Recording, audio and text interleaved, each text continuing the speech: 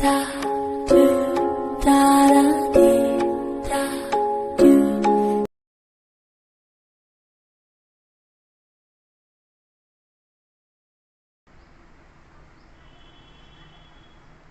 Hello friends, welcome to our YouTube channel simple solution study. जैसा कि हम लोग इस अपने यूट्यूब चैनल पर एजुकेशन रिलेटेड वीडियो डालते हैं जिसमें से हम लोग इंग्लिश ग्रामर भी पढ़ते हैं, ठीक है। तो हम लोग इंग्लिश ग्रामर का एक और चैप्टर आगे की ओर बढ़ाते हुए, जैसे कि हम लोग इन्फ्लेक्शन ऑफ नाउन में केस पढ़ रहे थे, तो केस में हम लोगों ने पढ़ा था नॉमिनेटिव केस, ऑब्जेक्टिव केस और पोसेसिव केस के बारे में। तो पोसेसिव केस बनाने के जो रूल्स होते हैं उसको हम इस वीडियो में डिस्कस करने वाले हैं। तो आप ध्यान से इस वीडियो को देखिएगा और बनाने का सीखिए कि पोसेसिव केस कैसे बनाया जाता है। ये बहुत ही इंपॉर्टेंट चैप्टर है जिससे आप तरह तरह के कॉम्पिटेटिव एग्जाम में भी हेल्पफुल होगा और आगे अगर बोर्ड एग्जाम दीजिएगा उसमें भी हेल्पफुल होगा। और स्पोकन जब सीखना स्टार्ट करिएंगे ना तब भी ये आपको बहुत हेल्पफुल होगा। तो हम लोग स्टार्ट करते हैं आज का topic, the rules of making possessive case. तो चलिए स्टार्ट करते हैं। तो हम लोग जैसे देख सकते हैं कि इन्फ्लेक्शन ऑफ नाउन में हम लोगों ने केस के बारे में पढ़ चुके थे। तो केस वास्तव में क्या होता है? The case decide the place of a noun and pronoun. Noun और प्रोनाउन किस प्लेस पे आएगा? नॉमिनेटिव में, यानी कि सब्जेक्टिव केस में आने वाला है, ऑब्जेक्टिव केस में आने वाले हैं, और किस नाउन पे मेरा अधिकार होना चाहिए, इसके बारे में हमको बताया गया इन्फ्लेक्शन ऑफ नाउन में, जिसमें हम लोग केस पढ़े थे। अगर आप मेरे पीछे का वीडियो नहीं देखे हैं तो आप जा करके प्ले लिस्ट में देख सकते हैं। इंग्लिश फॉर ऑल में सारा वीडियो लाइन से रखा गया हुआ है और आप उसको देख करके समझ सकते हैं कि इन्फ्लेक्शन ऑफ नाउन में हम लोगों को क्या क्या पढ़ना है। आज हम लोग इन्फ्लेक्शन ऑफ नाउन में जो पोसेसिव केस है उसको बनाने का नियम पढ़ने वाले हैं कि उसका यूजेज, उसको बनाया कैसे जाता है। तो हम लोग देखे थे कि अगर जनरली प्रोनाउन रहेगा तो हैव, माई, आवर, है ना, yours, there, he, it's, her, his, इस तरह के शब्दों का इस्तेमाल करके एक टेबल बना करके बताए थे कि उसमें किस तरीका से इस्तेमाल किया जाता है। तो आज हम लोग देखते हैं कि इन्फ्लेक्शन ऑफ नाउन में किस तरीका से यूज करके, मतलब एफेस्ट्रॉफी का यूज और ऑफ का यूज देखने वाले हैं। एफेस्ट्रॉफी का यूज और ऑफ का यूज देखने वाले हैं। तो सबसे पहला रूल्स में अगर हम लोग बात करें तो फर्स्ट रूल मैंने लिखा है, उसको ध्यान से देखिएगा कि लिविंग थिंग्स, अगर कोई सजीव वस्तु रहे, लिविंग थिंग्स रहे और सिंगुलर नंबर में रहे, क्या चीज में रहना चाहिए? Singular number. तो नंबर हम पहले ही पढ़ा चुके हैं, अगर नंबर आप नहीं देखे हैं तो जा करके देख सकते हैं नाउन का सिंगुलर नंबर और प्लूरल नंबर कैसे बनाया जाता है। सिंगुलर नंबर में रहे तो उसमें सिर्फ एफेस्ट्रॉफी एस लगा देने से वो, है ना, पोसेसिव केस दिखाने लगता है। इसको क्या बोलते हैं? एपोस्ट्रॉफी। क्या बोलते हैं? एपोस्ट्रॉफी, है ना, इसको एपोस्ट्रॉफी बोलते हैं। तो इसको बनाने का तरीका क्या होगा? तो मोहन का घर है, यहाँ पे लिखा हुआ मोहन का घर, तो हम लोग इसको क्या बना सकते हैं? मोहन्स हाउस। ये इसका पोसेसिव केस बन जाएगा, मोहन का घर। यहाँ पे लिखा हुआ है गीता का खिलौना, तो गीताज, देखेंगे गीताज, है ना, टॉय। इस तरीका से हम लोग बना सकते हैं। गीता क्या है? मेरा लिविंग थिंग्स है। मोहन क्या है? मेरा लिविंग थिंग्स है। उसके साथ सिर्फ एपोस्ट्रॉफी ऐड कर देने से वो बन जाता है। अगर हम लोग देखें सेकेंड नंबर रूल में, देखते हैं हम लोग क्या है कि सेकेंड नंबर रूल में देखें हैं कि लिविंग थिंग्स प्लूरल नंबर में हो। क्या रहना चाहिए? प्लूरल नंबर में रहना चाहिए। तो हम लोग देख लेते हैं कि बाकी सबका शब्दों का प्लूरल कैसे बनाया जाता है। जैसे चाइल्ड का चिल्ड्रेन बनता है। क्या बनता है? चिल्ड्रेन। तो देख सकते हैं। और स्त्री का वुमेन बनता है, ये वुमेन, एन रहता है लास्ट में। लड़कों का बॉयज बनता है, ठीक है। इंपॉर्टेंट यही है कि बनता कैसे है, ये इंपॉर्टेंट है। लड़कियों का गर्ल्स बनता है, ठीक है। तो इसको बनाने का एक अलग तरीका है। ध्यान रखेंगे कि जब देख रहे हैं कि इसमें चिल्ड्रेन, ये प्लूरल वर्ड तो है ही, प्लूरल वर्ड तो है ही, लेकिन इसमें एस नहीं लगा हुआ है, तो आप इसमें कंप्लीट एपोस्ट्रॉफी लगाएंगे। क्या लगाएंगे?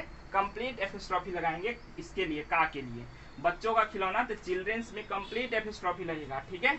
जैसे वुमेन, इसमें भी कंप्लीट एपोस्ट्रॉफी लगेगा, ठीक है। लेकिन यहाँ देख सकते हैं लड़कों का छात्रावास, इसके लास्ट में एस आया हुआ है, तो इसमें सिर्फ और सिर्फ एक डैश लगा देंगे। यहाँ पर भी सिर्फ एक डैश लगा देंगे, तो ये आपका बन जाएगा, मेरा एपोस्ट्रॉफी का पूरा यूज हो जाता है। जब किसी शब्द में या किसी प्लूरल नाउन के अंत में एस लगा रहे, ध्यान रखना है, प्लूरल नाउन के अंत में एस लगा रहे तो उसमें सिर्फ डैश लगा देने से एपोस्ट्रॉफी का यूज, यानी पोसेसिव केस का यूज हो जाता है। तो इसमें अगर हम बनाए बच्चों का खिलौना, तो क्या लिख सकते हैं? चिल्ड्रेंस टॉयज, ठीक है। बात समझ रहे हैं? स्त्रियों का अस्पताल, तो क्या लिख सकते हैं? वुमेन्स हॉस्पिटल, हॉस्पिटल, ठीक है। लड़कों का छात्रावास, तो बॉयज, इसका बस हो चुका है, हॉस्टल, हॉस्टल, ठीक है। लड़कियों का विद्यालय, तो गर्ल्स स्कूल।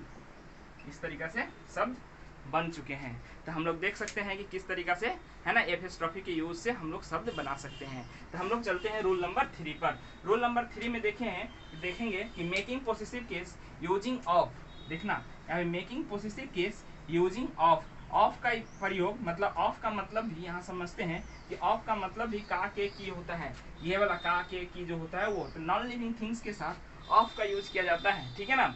और इसमें जो यूज होता है याद रखना है, द प्लस नाउन का यूज होता है। किसका यूज होता है? तो द प्लस नाउन का, याद रखेंगे द प्लस नाउन का यूज होता है, द प्लस नाउन का यूज होता है। तो शहर का नाम देना है यहाँ पर, तो देख सकते हैं द नेम ऑफ, ऐसे बना सकते हैं the name of the town, ठीक है, या सिटी, ठीक है ना। फूलों की टोकरी, the basket of the flowers, the basket of the flowers. Bharat की राजधानी, the capital of India, the capital of India. Proper noun के साथ द का यूज नहीं होता है, इस कारण से नहीं यूज करेंगे इंडिया के साथ द का यूज, ठीक है। प्रॉपर नाउन के साथ द का यूज नहीं होता है, तो इसलिए इंडिया के साथ द का यूज नहीं होगा। हाँ, कॉन्टिनेंट के साथ द का यूज होता है, जैसे एशिया लिखते हैं, अमेरिका लिखते हैं, कॉन्टिनेंट बनाते हैं, तो हम लोग द का यूज करते हैं, द कैपिटल ऑफ इंडिया। समझ रहे हैं। रूल नंबर 4 देखेंगे, है ना।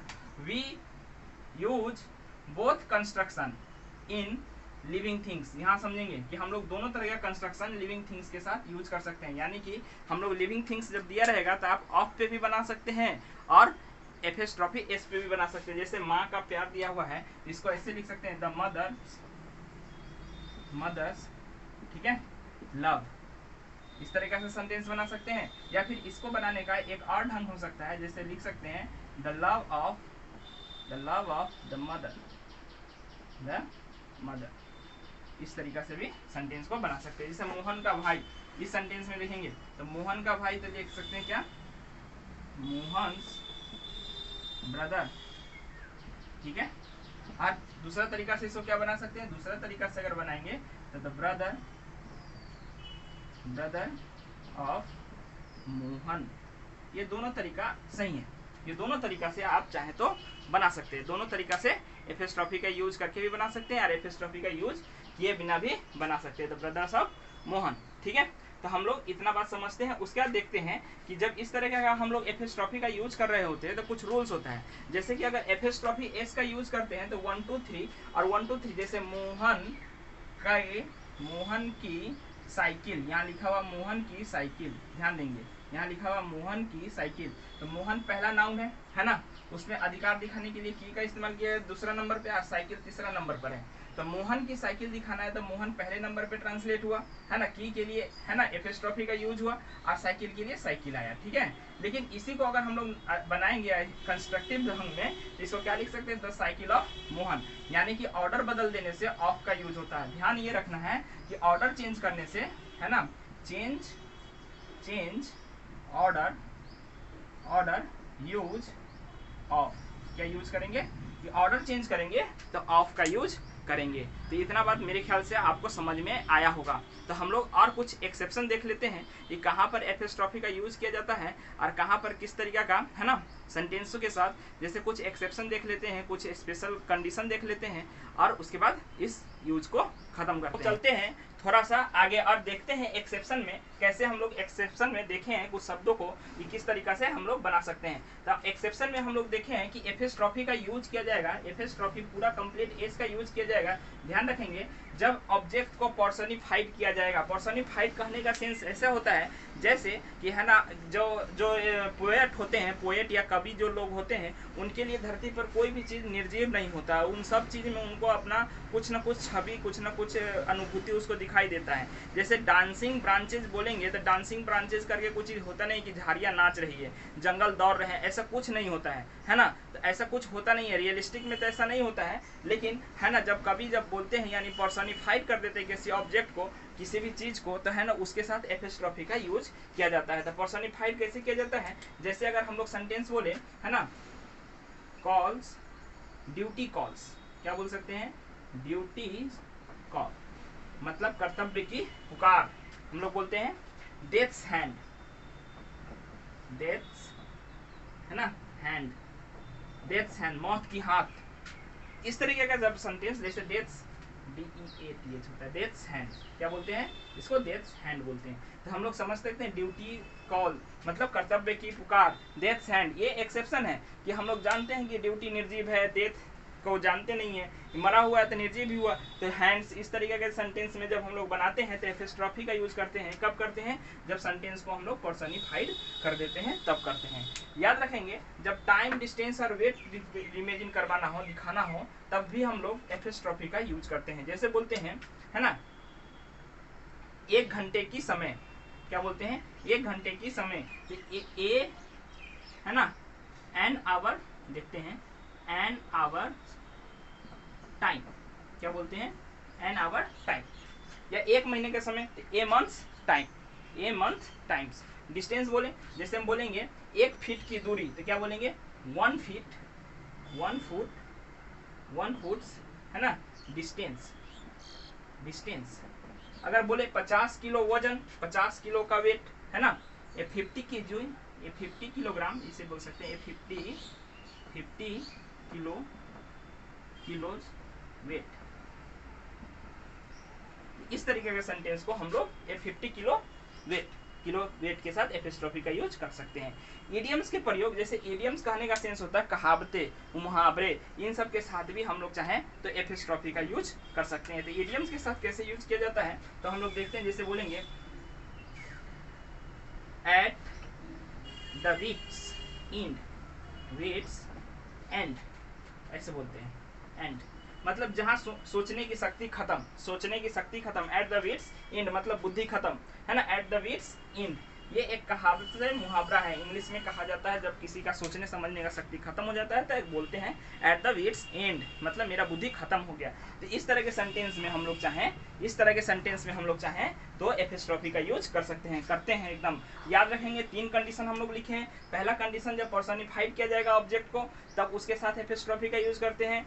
दूसरा कंडीशन लिखे हैं टाइम, डिस्टेंस और वेट के साथ, टाइम के साथ, डिस्टेंस के साथ और वेट के साथ हमेशा एपिस्ट्रॉफी का यूज किया जाता है। तो तीसरा कंडीशन लिखे हैं इडियम्स के साथ, जिसको हम लोग इडियम्स, कहावतें को कहा जाता है। तो इडियम्स के साथ भी हम लोग किसका यूज करते हैं, एपिस्ट्रॉफी का यूज करते हैं। एक स्पेशल रूल और है, समझेंगे, जब एक साथ बहुत सारे नाउन का यूज किया जाए है ना, और उनके अलग अलग कामों को दिखाया जाए तो हम लोग अलग अलग नाउन पर अलग अलग एपिस्ट्रॉफी लगाते हैं, अलग अलग नाउन पर अलग अलग एपिस्ट्रॉफी लगाते हैं। जैसे स्पेशल केस दिए हुए हैं एपिस्ट्रॉफी के लिए, जैसे टैगोर्स है और शेक्सपियर है, ठीक है ना, और दोनों के पोएट्री के बारे में बोल रहे हैं, टैगोर्स एंड शेक्सपियर्स पोएट्री।